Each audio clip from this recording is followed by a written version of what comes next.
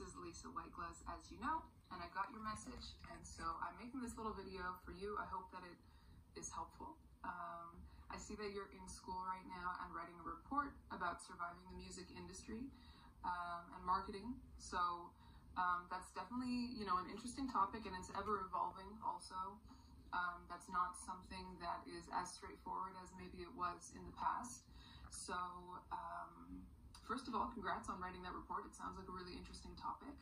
And you asked for suggestions for do-it-yourself marketing or ways for musicians to get their music out to a wider audience.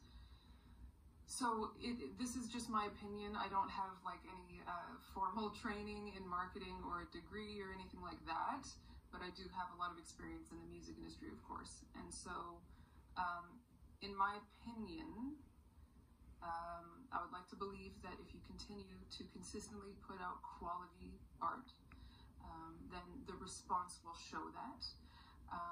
I have yet to see a band do really well where I'm like, why are they doing well? Like every time I see a band doing well, I'm like, well, yeah, they're great, So I do think that first and foremost, as cheesy as it sounds, the most important thing is to have great quality music. Show that you value your music, show that it's worth being important to somebody. And then from there, I think it's really just important to utilize the tools that we all have access to for free, which is, of course, social media. And just let people know that,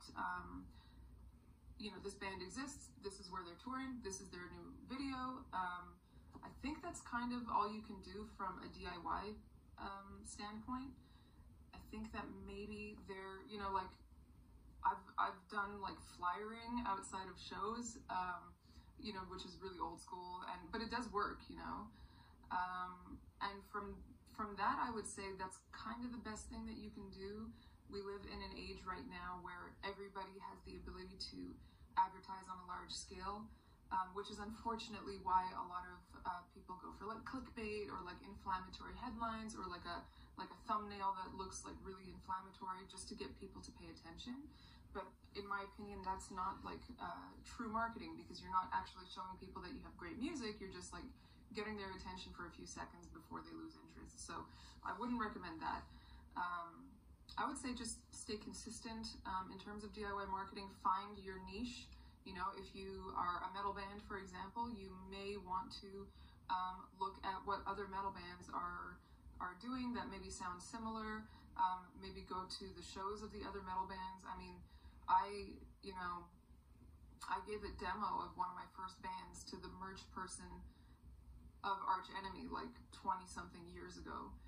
Like I just was like, hey, can you give this to the band? And they did. And Michael has that album still, that little home printed CD that I made. So all that to say that, there's many different avenues, and it's just a matter of choosing which one works the best for you.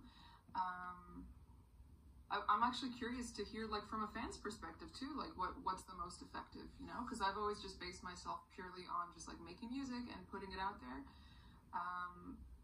But it's interesting to see like maybe how things have changed. So I hope, anyways, I'm rambling now. This is super long. I apologize.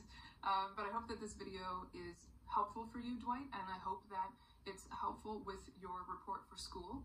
I hope that goes super well. And yeah, I really hope that I was able to answer some of your questions.